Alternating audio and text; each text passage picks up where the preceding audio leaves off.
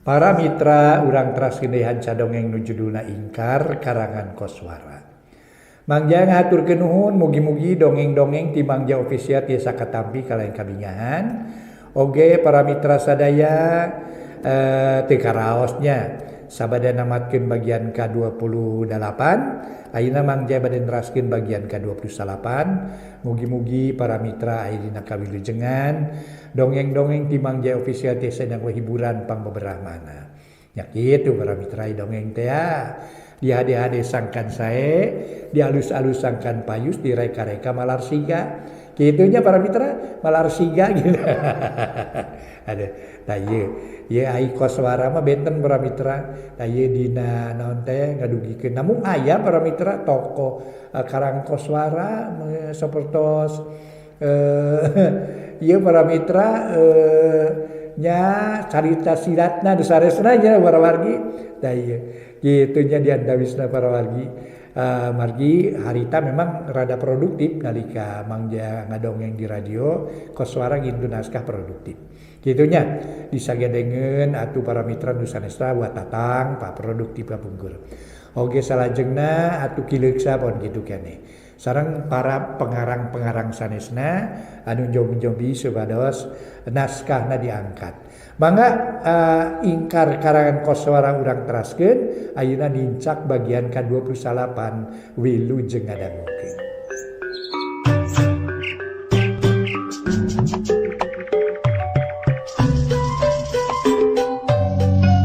Para mitra anu mulia, wilujeng tepang dangu sareng acara matuh dongeng enteng pangbeberahmana. Mangjaya sapara kanca bade neraskeun hanca dongeng nu katunda carios nyambung judulna nyaeta Ingkar. Ieu dongeng karangan Koswara ayeuna nincak bagian ke-28. Para mitra kaum dangu, ceuk ujaring carios. Akhir bagian ke-28 urang sami-sami ngabandungan. Di mana jangnana nyiwulan sareng anu liana nuju di kawasaku Mbah Sabdagarmuka. Nyaeta di hiji tempat Guha Patigala atanapi Karajaan Patigala. Ieu Karajaan Siluman cenah kitu numutkeun dongeng ieu. Karajaan Siluman anu ngawasa ka Enden Kancanawati. Jangnana pohara watirna ningali nu jadi panutan ngagukuk ceuri. Kaharti kumanehna yen jadi pamutan teh Tunggaramana sedih kingkin ati ku ayeuna di kawasa ku bangsa setan siluman lalaunan ku jangnana nyibulan diusapan lap cipanon disusut lalaunan bari pok leuleuy pinuh ku kadedeuh nu taya babandinganana. Ulan panutan akang tos ulah dianggo sedih ati nalangsa manah panutan sing yakin dina hiji mangsa mah katunggaraan teh bakal digentos ku kabagjaan. Nya kitu panyawat wulan muga-muga sing enga-enga tiasa damang deui. Tos ulah bingung kalbu rajetnya mana. Aya kang nana nu bakal melaan ka wulan. Aya kang nana nu bakal nang tayungan ka wulan. Sing teger sing pangger jungjunan. Tas ngomong kitu kaneng wulan trep paneuteub jangnana manco ka Mbah Sabdagarmuka. Nu harita keur diuk tumaninah dina kursi gading gilang kancana ditaretes ku emas inten berlian pok jangnana kedalisan. Sakumaha nu kagamarkeun ti payun para mitra ieu raja teh anu Mbah Sabdagarmuka teh sanes dina anggoan karajaan namun anjeunna keurine kitu keur rine da kayan rine keur rilek cenah kitu duka nganggo lancingan jin duka naon-naon nyembah teh siga da kaos oblong make sendal capit para mitra ieu tapi calik dina kursi gading gilang kancana hebat pan hebring. Mbah Sabdagarmuka nu gagah sakti mandraguna. Kumaha nana aya naon betah di dieu rek nurut kana kahayang kami atawa moal. Tema Mbah Sabdagarmuka malas neuteup ka jangnana tapi ku jangnana terus dibalas teutepan. Duka kumaha kasieun jeung kakeungnana leungit sakaligus nu nyata muncul wawanen pikeun yang hareupan eta Raja Siluman. Tapi wawanen anu dibarengan ku lilingeran lantaran keyakinan jangnana mun manehna yang hareupan eta Raja Siluman teu dibarengan jeung temah wadi lain kabungah nu bakal kapanggih tapi moal boa katunggaraan anu beki parna nu bakal karanapan. Pok dejang nana nyarita tandas pisan. Kuring betah di dieu. Kangana mama Sari jeung Wulan tinggorowok para mitra bakat kureuwas ngadenge omongan jangnana. Tapi jangnana teu mirosea. Kadua mojang anu aya kenca katuheueunana nu tetela mamanehna neruskeun omonganana. Tapi aya syaratna.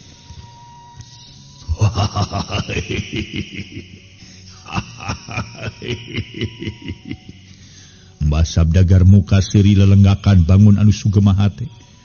Panon anu bolotot meni peureum-peureum lantaran seurina bari jeung lelenggakan para mitra.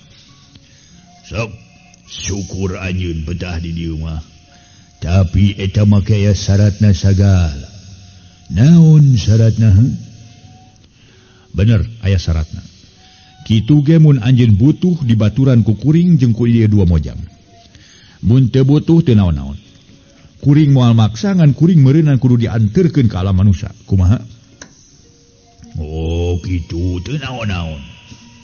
Teu naon-naon lantaran ajan kumaha kami butuh ku Andika supaya kahareupna Andika ku kami bisa digunakeun pikeun mangaruhan manusia-manusia nu di alam manusia supaya bisa dibawa ka dieu keur batur kami. Cindak nama Andika terek dijieun kader ku kami kitu. Lamun ceuk istilah modern Andika rek dijieun tanaga sales.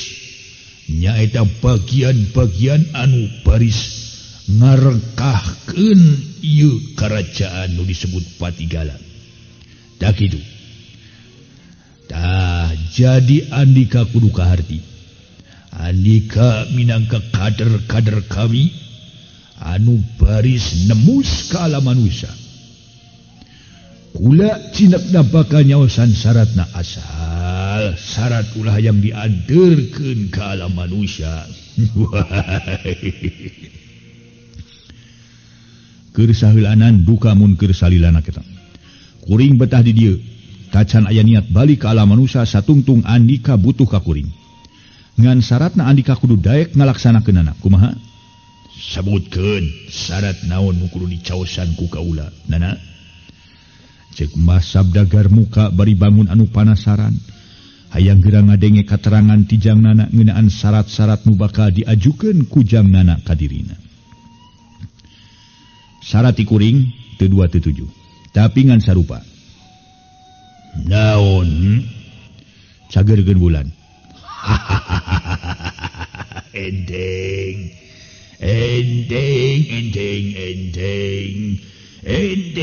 Endeng gampang. Soal eta mah gampang. Endeng.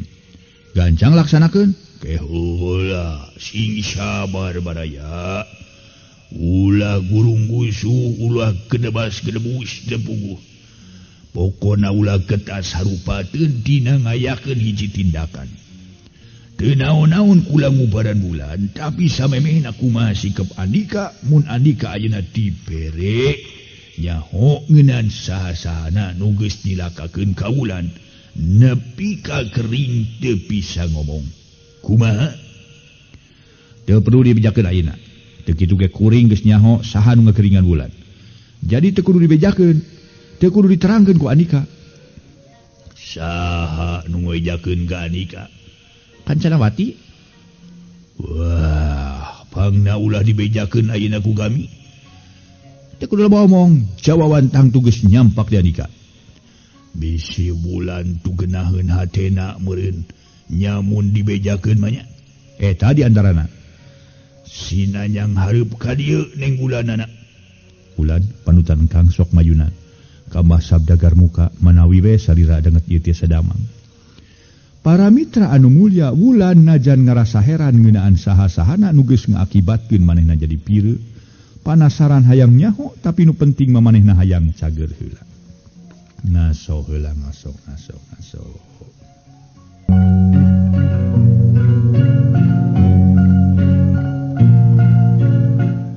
Para mitra sadaya sakumaha nu kauningan.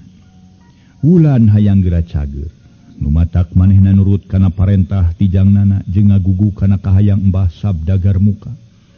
Wulan yang harap ke Mbah Sabda Dagar Muka bari netep seukeut. Calangap bulan sok calangap. Montong sieun-sieun moal dina naon ku kaula oge. Tah kitu alus. Mbah Sabda Dagar Muka kawas nu atoheun ku ayeuna wulan ngagugu kana sakur parentah ti manehna. Kana sakur kahayang manehna.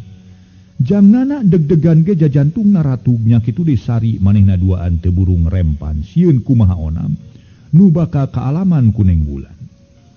Pang-pang nama sari sok sieun tambah parna kaayaan bulan. Pangna kitu inget kana kajadian basa di pamatuhan den Kancanawati. Pan gelas nu dieusi ku cai jampe nepi ka aya nu ngamahekeun teh teu kanyahoan.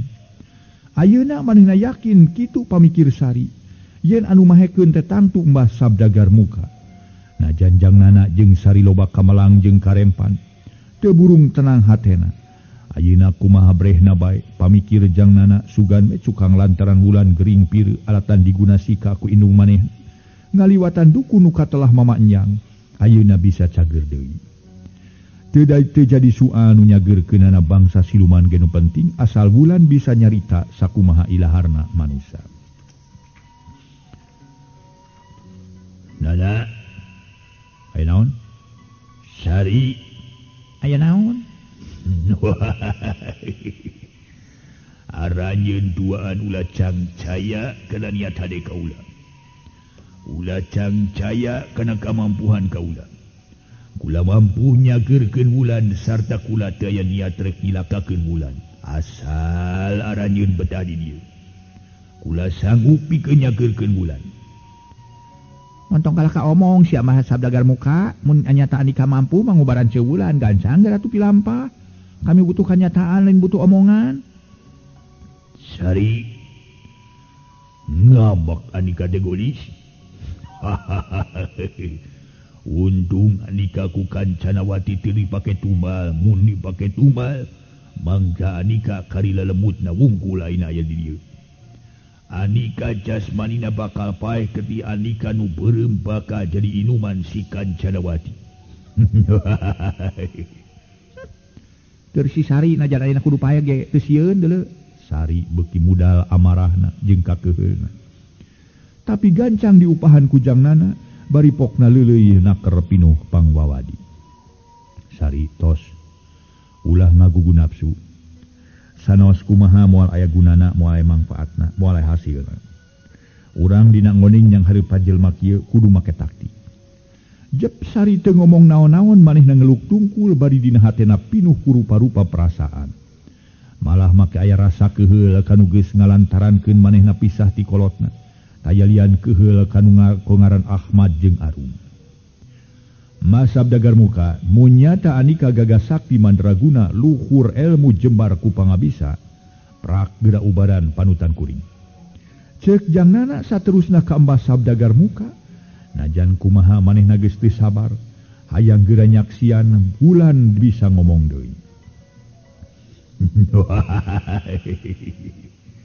Tetela Boh Sari jeung jangnana ngareken teu becus ka kaulanya keur nyageurkeun wulan.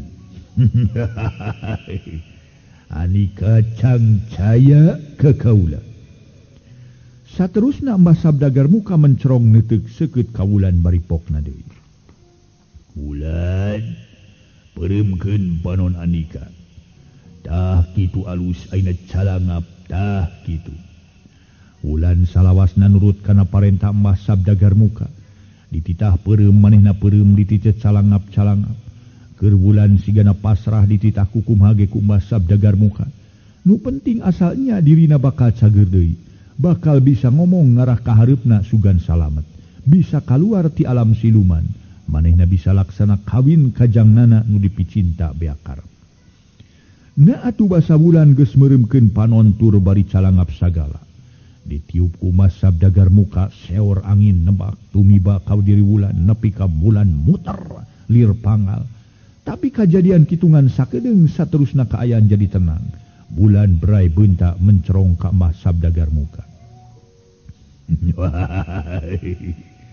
kalah ka bengong bulan ayeuna nyai geus cager sabihara-bihari kudu nurutkeun keyakinan kula pokeur ngomong cik Mas Sabdagar muka paroman siga nu aya dina kabunga giler bulan ngareret kasari jeung kanana najan kitu manehna masih kene asa-asa rek ngomong asa-asa sok sieun nu kaluar teh cara tiheula-tiheula manehna pieu ce bulan sok bisa sauran cece abdi hoyong ngupingkeun pami cece tiasa nyarios deui duh Mbah Sabda Marbuka pinter tapi lamun cece teu tiasa Mbah Sabda Marbuka gede bohong tukang wadul sok geura nyarios sari mah hoyong ngupingkeun sari teh sabar hayang geura ngadenge bulan bisa nyarita nya kitu deui jangnana bari nyekelan kana leungeun bulan jangnana pok ngomong nitah cacarita ka bulan nyai panutan akang nu bageur ka nu kayungyun nung pupujaning ati kang nana mangga geura nyarios geulis engkang parantos teh sabar hoyong nguping suanten salira nu halimpu nu matak tingtrim kana ati mangga geulis geura nyarios na atuh ana galindeng teh wulan sorana bener-bener halimpu matak denenging kang nana ayi sari bruk bulan nyuuh kana lahunan jangnana bulan ce bulan bagja ce bulan tiasa nyarios deui ce ayi sari bener teteh tiasa nyarios deui ayeuna mah bunga teteh bagja naker bagja akang ge bulan wire salira danget ieu mangsa ieu nitih wanci nu mustari ningcak mangsa nu sampurna bulan tiasa nyarios deui tiluan tungtungna pagulung-gulung kabehanana para mitra aya dina kabagjaan anu taya wates wangena utamana mah keur diri bulan pribadi ngaso heula ngaso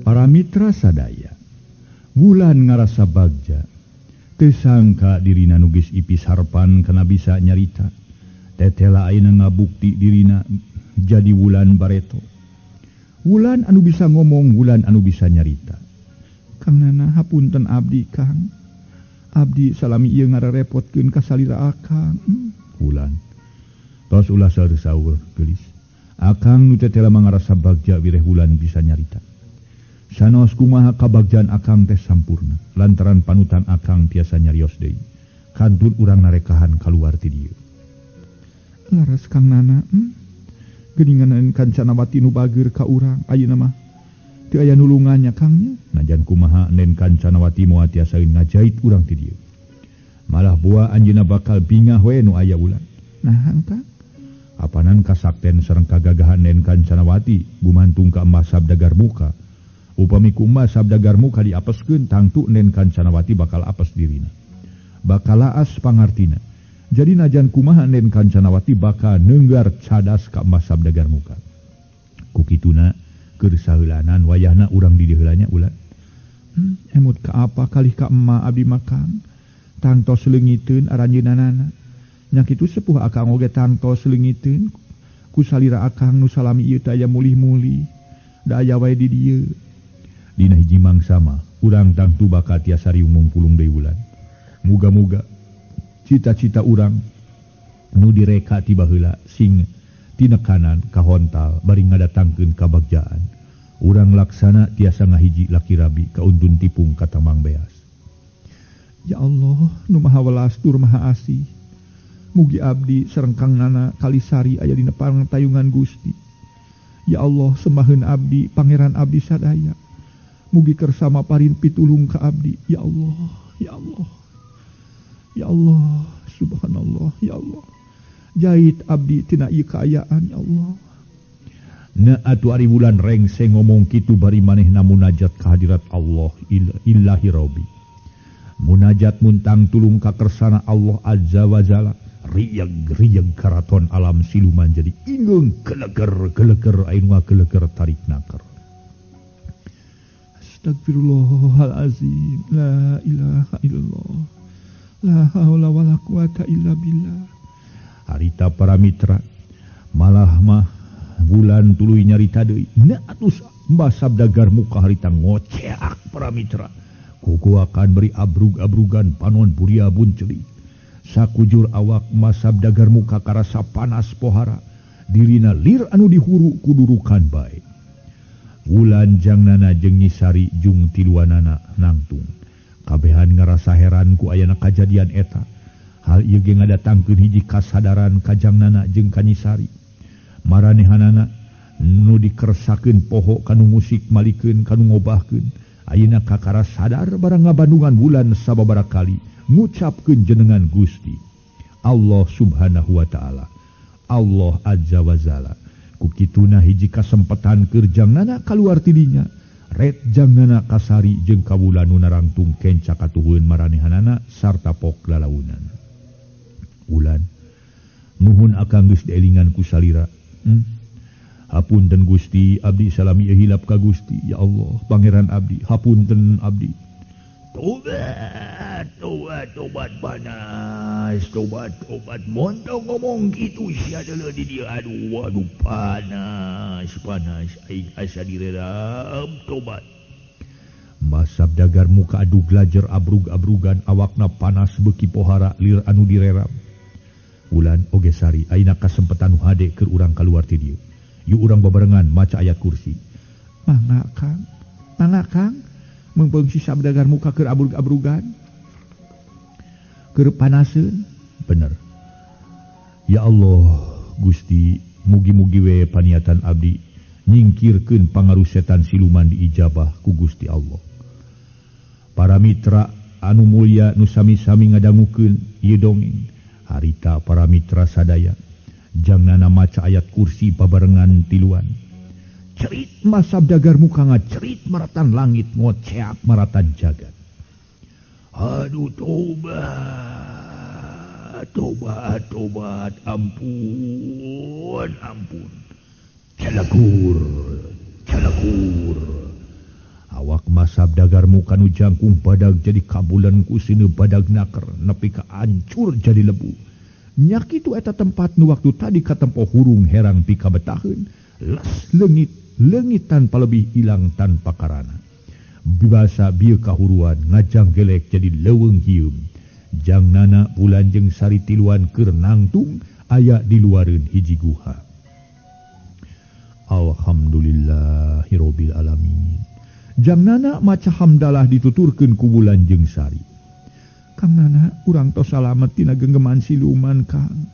Bener Wulan, siluman Sabdagar muka geus ancur jadi seuneu. Muga-muga teu ngagoda deui ka urang.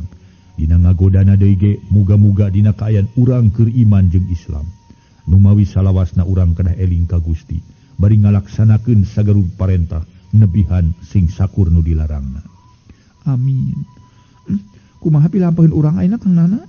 Urang kudu mulang sagancang-gancangna. Mung kumargi ayeuna parantos wengi kapaksa urang ngantosan siang heula di dieu. Aya Wulan, sari kadangu tah? Aya nuju ngaos Yasin. Jangnana ngagebeg lain deui ku ayana manehna jentre ngareungeun aya nu keur maca surat Yasin.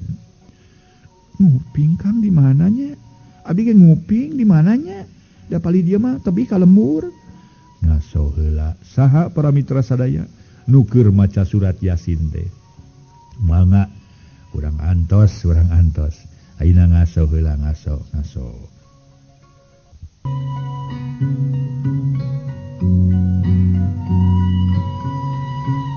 Para mitra sadaya encan oge kaheran jangnana bulan jeung sari ilang tina mangsa harita dina kaayaan poek peuting di saluareun guha Patigala.